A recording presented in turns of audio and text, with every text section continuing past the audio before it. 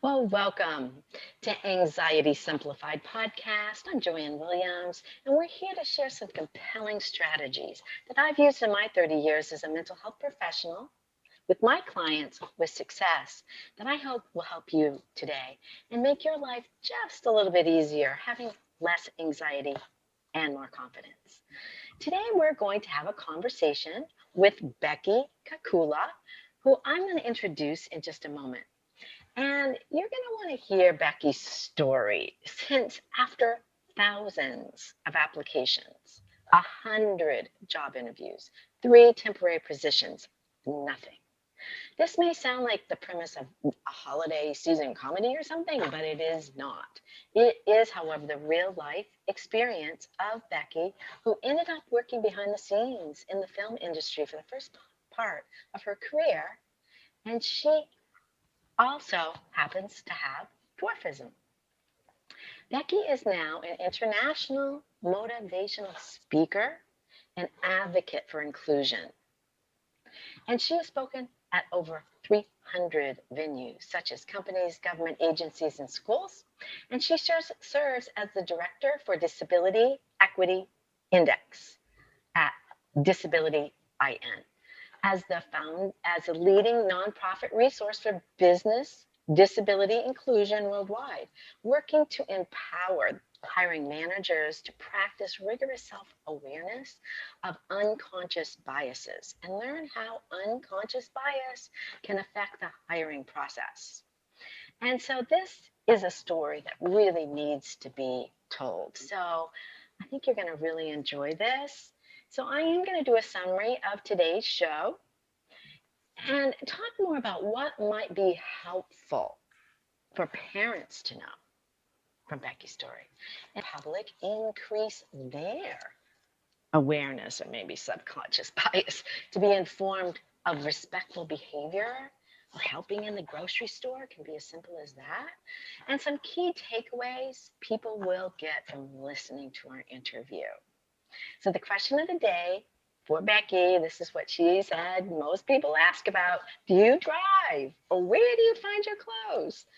Kind of some mundane everyday things, but hey, interested minds. So Becky will answer these questions and more. So welcome, Becky, and I'm excited to be joining you for this. I think it's a really important conversation for advocacy for dwarfism and inclusion in the workplace. But hey, welcome and tell us more about you or what you'd like to share with your story. Yeah, thanks for having me. I'm really excited to be here. Happy New Year. I'm just so excited to start a fresh new year. As Joanne mentioned in my bio, I am a person with dwarfism. That means that I stand 4 feet tall as an adult in a virtual world. It may be hard to tell, but it means that I'm forced to live every day in a world that was not necessarily made for me. So there are certain accommodations that may be required.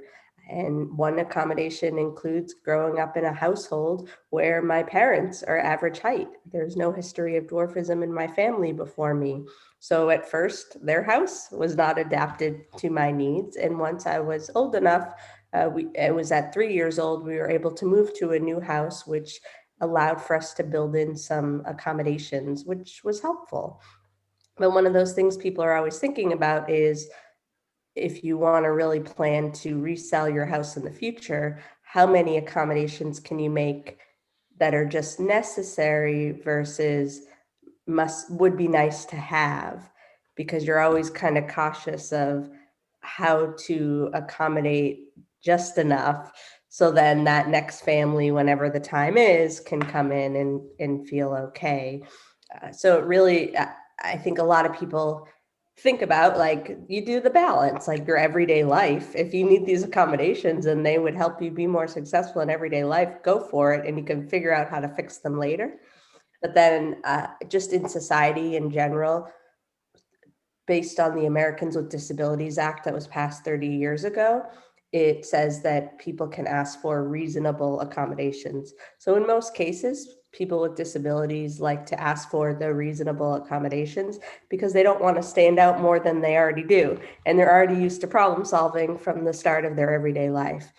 So really, I've dedicated my life to advocate for those who come after me. I was fortunate to grow up in a strong family where they helped me advocate until I was able to advocate on my own behalf.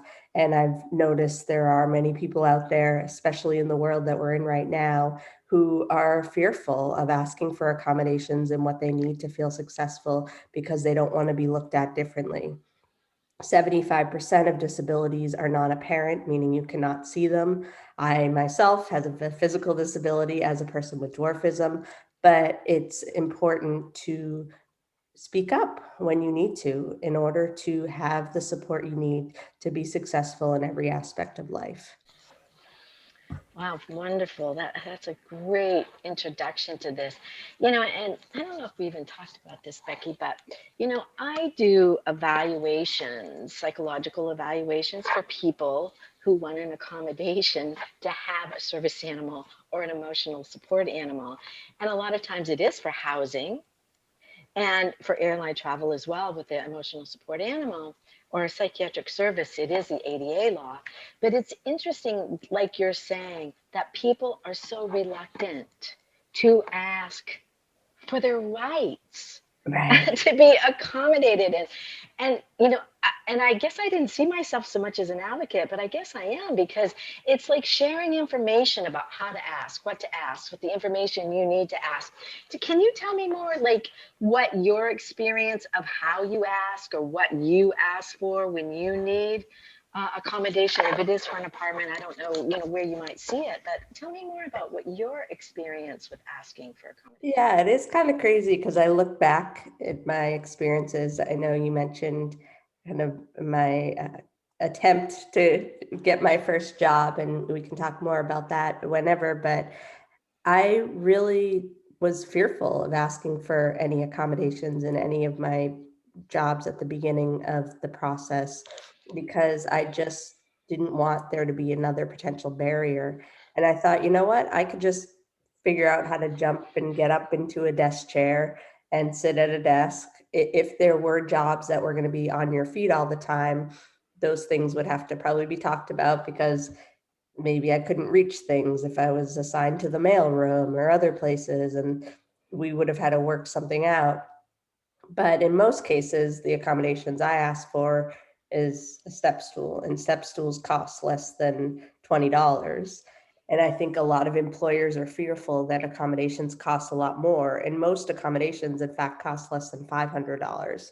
The Job Accommodation Network, which actually has a list of different disabilities and the types of accommodations that people with those disabilities may ask for, kind of lays it all out. Like sometimes an accommodation is like just being able to work from home once a week or something. And that may not really cost anything. It may cost less to have the person not be in the office using the equipment.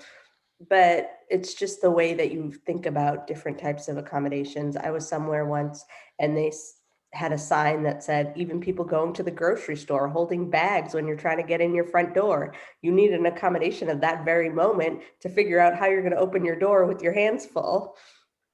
So if people just kind of think creatively about what it means to have an accommodation, it's just the support you need in order to feel like you can be more accomplished.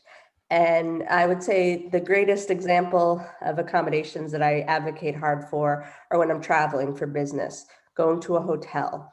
I don't want to be in an ADA accessible hotel room because it really is meant to be for people who use wheelchairs. And sometimes wheelchairs come up higher than my height at 4 feet. And that means that the sinks and the beds in the bathroom may be higher. I prefer to have a standard hotel room and a step stool available to allow me to access the sink and the bed. But in most cases, hotels aren't able to make that accommodation because they don't think outside the box of having a step stool on hand, or they say that, oh, they're only for our employees. Because I'm sure there are short people who work in housekeeping who have to get towels at the top of the shelf somewhere in the basement of the hotel. There's got to be a stool on every property somehow, but they just feel that they cannot fulfill that request because it's not something that they usually give to guests. They're trying to get better. I've been working with different hotel chains to try to educate them on the fact that there is a different need for different types of disabilities, and not everyone is in the box of ADA accessible room, standard room. There's an in between. But that is probably the most challenging, because in my home, I make sure that I have a lot of step stools around. There are things that we could lower, but we just haven't really gotten around to it yet. And it just also comes with costs that may come with it. So as of right now, it's just step stools everywhere. My husband and I both have dwarfism. So we're making it work at home. But when you're going to a place that's a temporary place like a hotel, you don't always have a step stool on hand, because you're coming for a quick day trip or overnight, and you just want to be able to get those accommodations. And then in school, I had just a step stool at my desk sometimes, just depending on how the school was set up. And I had books that were in my classes, so I wouldn't have to carry a set of books home. And then I would have untimed tests, meaning it actually comes out to time and a half. So I would have a little extra time to complete tests because of my smaller hands. It took me longer to write. And you know, about the hotels and the step stools, it makes me wonder about liability. If that isn't a reason, do you ever? I think there's fear of that, but I think Yeah. there's more liability if I'm trying to jump up on the sink to be able to get my hands But washed. I don't think they are No, educated no. to think that way, because I could think that's why they, oh, well, let's say for Yeah. if, you know.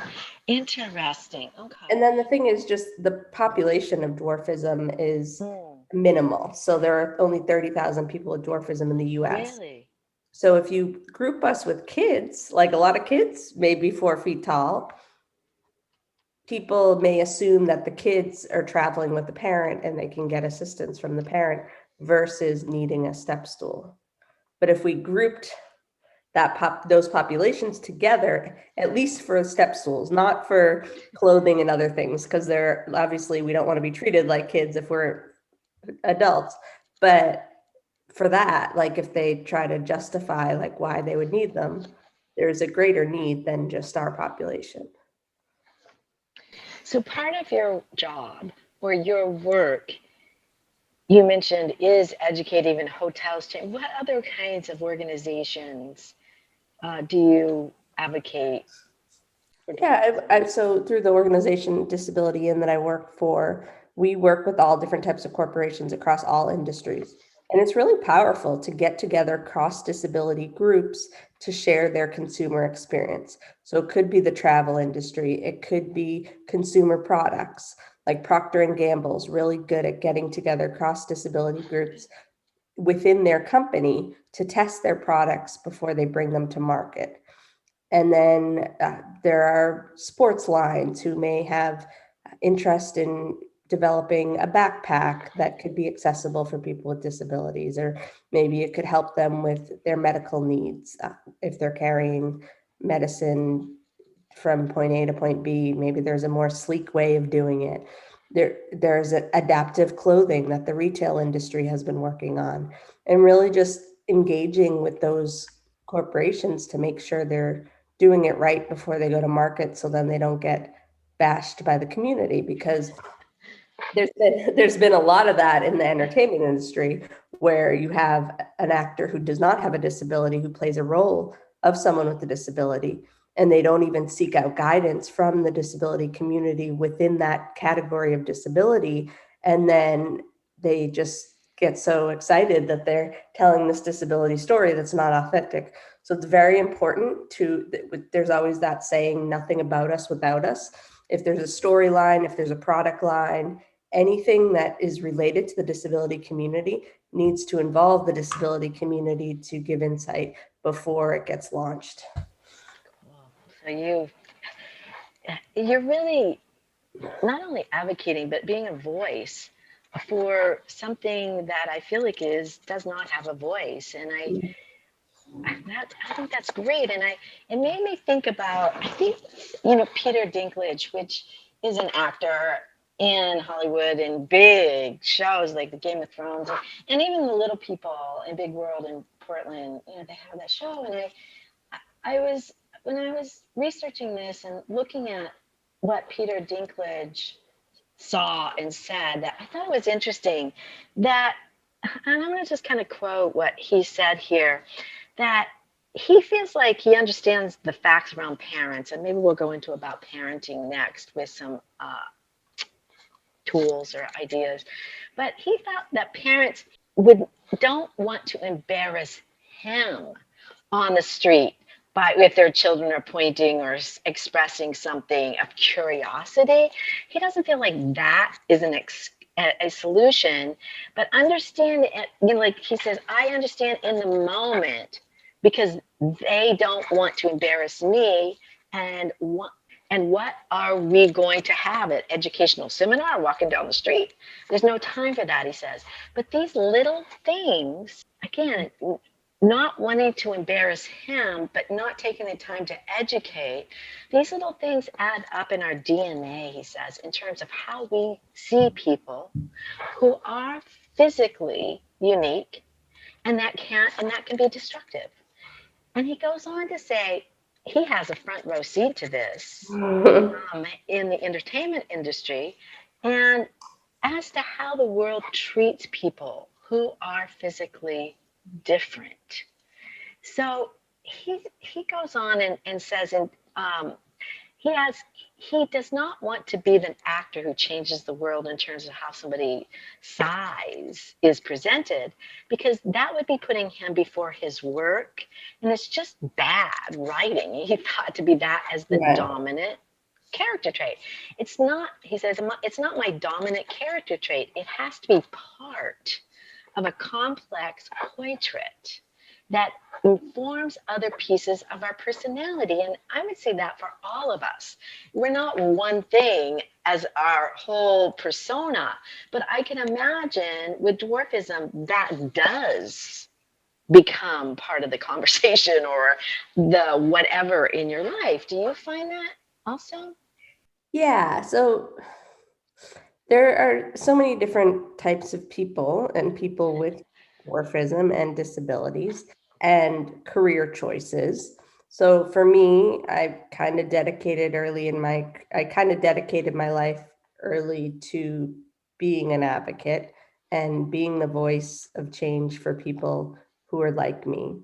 So there are going to be those moments where I'll need to bring my best foot forward and be ready to educate. But there are also a lot of people who are not wanting to do that. They want to go to their job as an accountant and go home each day, and they don't want to be called inspirational. There's a lot of talk around inspiration porn, and I'm sure Peter has things to say about that as well. Like, they just want to be known and respected for the job that they're doing. Peter is known to be a talented actor who just happens to have dwarfism. So it really kind of depends on the day, but there are moments where I'm hanging out with friends and maybe they notice something and I'm just like, I don't feel like working today. Like, it just, so, but it's also really important because there are only 30,000 of us in the US. We are representative because the only other representation comes from the media. And although Peter does a great job, there are plenty of negative media outlets on how we're portrayed historically. So if we don't act in the most professional manner as much as possible, people are going to assume that we're all like the either positive or negative characters on TV, depending on what they saw last. So it's a balance, and there are times too where we have to worry about our safety. If there's someone who's so set on us being this certain type of person or asks us to do tricks or whatever it may be because that's what they've seen in the media, we then have to decide how we want to act or react or kind of ignore the scenario. And I use that example because when I was in New York City, I was living there for a few years, and every day you're seeing thousands of people on the streets, and there will be people who make comments, laugh, stare, and all of that.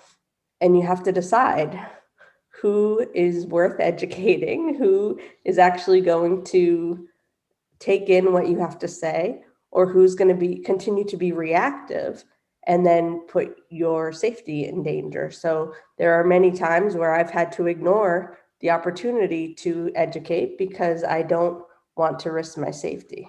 Absolutely not. What would you say? Let's shift here a little bit to what people. How could you educate people right now in the public about what is appropriate way to respond? Even like Peter Dinklage on the street with the people pointing or something like that, or maybe in the grocery store. What have you found as some of the most helpful things? Maybe even helpful people may do things. I What think would you it is say? just not getting so caught up on the difference and approaching it. Don't think that you need to approach it differently. Go up to someone and ask how they are, how their day is. And then as you start to get to know them and start a dialogue, you can go deeper into some of those questions that make you curious. And it just takes building that foundation of trust, and the person on the other end will feel a lot better sharing their insight with you once a level of trust is built. So it's always ask questions and don't make assumptions. I've had people tell me, what if the next person I see like you isn't as approachable as you are? I'm like, you don't know until you try. So it's just be curious. Don't hold grudges or don't hold it against yourself for mistakes you may have made in the past, because this new person knows nothing about you. So get to know them and then ask them, maybe share the story of something you may be embarrassed about in the past, and ask for advice on how to handle it differently. But don't get hung up on that was your only chance to do better, because this is a moment for that person to educate you to do better in the future. Beautiful. And I can just imagine in the store, people would almost be a little too helpful sometimes. Oh, can I get that for you? Or something like that. What would you say to somebody who maybe in the store is trying to be really helpful, but maybe annoying to you?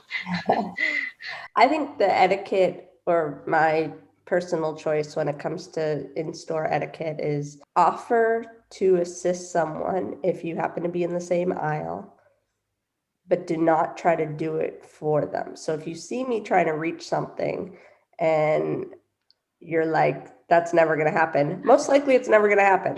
But if you just put it out there that you're willing to help, and then that gives me permission to ask you to help, it goes a lot better than you just trying to step in and do it for me. Because not everyone's like me. Maybe I'd be okay with it if it was clear that I needed that thing, but other people prefer for you to just offer assistance, and then they can decide how they want to respond.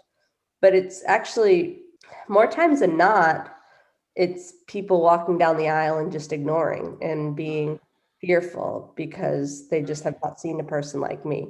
So there are times where people could be over helpful, but more times people are shaking in my presence because they don't know how to interact. And I would just say it's important to find someone who I can trust that's in that aisle as soon as possible. And usually, like, if there's someone who works at the store, they're easily approachable, because it's kind of their duty to help people out. But and especially in like the COVID world that we're in now, like, people don't want to be near each other. So it's hard to navigate. But if it's just someone just putting it out there, and sometimes it takes us just asking someone, giving it a chance. Can we use your tallness to help us reach something? And in most cases, people will say yes, but it would be so much better if someone just offered to assist right away. So then we would know that we had that person to rely on. Wonderful. Okay, that's good. That's good information. Um, so let's answer the questions that people have wondered about. Can you drive, and where do you find your clothes? Simple question. So yes, with driving, how it works, I started driving at 16 and a half, and how it works is that my torso is average height, meaning that if Joanne and I were sitting in the same room, we would be the same height sitting down. And my arms and legs are shorter. So I need to have pedal extensions that extend from the pedals to where my feet land, like in front of the seat. And then I usually sit with a pillow behind my back just so I can be a little closer to the edge of the seat so my knees have full range of motion. And then since my arms are shorter, I have to be closer to the wheel, and that requires us to deactivate the airbags because since I'm so close to the wheel, it would be more harmful than safe if the airbags were to go off. And then so I can see over the windshield and all of that, and it just takes having those accommodations. And some people choose to use hand controls, but I use pedal extensions. Interesting. And so those you can take on and take off if you get in different carts, or you Yes. keep, yeah. So, um, what would you advise parents in good advice for what to do if their child has dwarfism? And you use that word. Some people say little people. Also maybe speak to that in the verbiage that might Yeah. be the best for people, and then more about what would you advise for parents to. Before we go into that, did you want me to answer the close question? Oh, sorry. Yes, I did. I missed that one. Yes, please do. Yes, thank you for So, reminding me. so with clothes, I kind of mentioned it earlier that it's sometimes hard to find clothes that don't have children's toys all over them. But as an adult woman, it's easier for me to actually buy adult clothes just in the smaller sizes. I really try hard to find things that I don't have to alter or go to the tailor for. So I wear a lot of dresses. The invention of capri pants were a lifesaver. I'm able to buy capri pants and just wear them, a lot of leggings that go under the dresses, and then 3/4 length sweaters. So I shop at a lot of the stores that other people may shop at and just try to find things that I don't have to alter, but there may be times where I do because costs for alterations can add up, and sometimes they can be even more than the clothing item you purchased. They usually are. Yeah. Yeah. So then the parent thing, I would say, so dwarfism, little person, for me, it's interchangeable. I use both. I'm fine with it. I usually tell people just start off by calling someone by their name. You get to know them, and then maybe the preferred terminology will come up.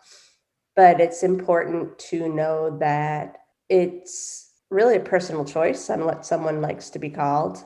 I would say that you will hear that most people with dwarfism do not want to be called the word midget. It's very similar to the N word in the Black community. And that's kind of how a lot of the community feels about it. So I would say work really hard to get to know someone and what their preference is. And there may be people who say that they're okay with that term, and you just really have to go by each individual because we all have different upbringings, and that may inform how we like to be treated or referred to. But the reason why I'm okay with dwarfism, because a lot of people think about like dwarves and mythical characters, it is the medical condition that we have. So person with dwarfism, it's an accurate description of me and my physical difference. And then little person, sometimes people don't like that because they're like the word little, but like it's also a descriptive term. So it really just depends. But I would say for parents, as you're raising a child with dwarfism, it's very important to let them try things on their own, let them fall, because they're going to learn when they fall how to get back up again, more than being sheltered and not being exposed to opportunity. So when I decided to go to college and then move across the country from where my parents lived and where I grew up, there were many people who told my parents, how could you let her do that? You're crazy. And they knew that it was right for them to support what I wanted to do. And there would have been a lot of resentment if I did not get the support I needed to take my independence to the next level. So it's very important to check in with your child to see what they want versus we think they need to be sheltered because we don't want the outside world to react negatively and ruin their self-esteem. Like you gotta just let them go out there and do what they want to do. And even if they say they want to do a basketball career, it may not be in their best interest as a person with dwarfism, but let them at least explore the activity and participate in a youth league or whatever it may be. Yeah. And I can just imagine, it's like I like to give shout out to parents because this couldn't have been easy for them to let go of you, so to speak, to go off to college or watch you struggle, like any child, but still, it sounds like they were very supportive to you. And I think that's really important because parenting is never easy. And they must have been pretty special parents. They are. I'm very fortunate. And I do think that the way that you're raised informs your character and it informs your perspective on life and hope for the future. I would say my dad, he didn't grow up in the best childhood scenario, and he learned everything that went wrong to prevent it from happening as he became a parent in a family. So there are those people who turn bad situations into good, but more often times than not, history repeats itself, and it's important to figure out how to find the best even in the tough times. Absolutely. I know we'd spoken a little earlier about there are some agencies or people that can support parents with Little People of America or LPAonline.org that can help also assist parents with questions, or is there groups, or do you know any? Yeah, so there's Little People of America is lpaonline.org. There's a fact page, there's resources, there's a ton of medical resources. There's a convention that happens every summer in a different city. They try to do middle of the country, East Coast, West Coast, just to get at different families in different areas. And then there are 12 districts around the country where people get together on a regional level. So most likely there are people in people's local areas who are working together just to understand what life is like as a person with dwarfism or raising a person with dwarfism. And there are year-round resources. There's also an organization called Understanding Dwarfism where they're constantly pushing content out to just show people with dwarfism living their everyday lives, like not wanting people to feel bad for us and just let us live. Really, that's great. Well, I want to thank you for being here. And you have a special offer for our listeners today. Maybe you'd like to tell us that and how to contact you. Yeah, so I've been delivering virtual speeches in this virtual world. Hopefully someday I can go out and do more in-person speeches, but I would be happy to customize any virtual speeches to any environment and dive in and figure out what needs to be addressed. A lot of times people may assume that I just speak to audiences with disabilities, but it's actually easier for me not to preach to the choir, and I rather speak to audiences who have not been exposed to disability, who can come out learning something, and also just learning how to go after what you're passionate about without letting other people get in the way and tell you you can't do something. And you can contact me at beckymotivates@gmail.com. And my website is beckymotivates.com with links to several videos of past speeches and different stories. That's great.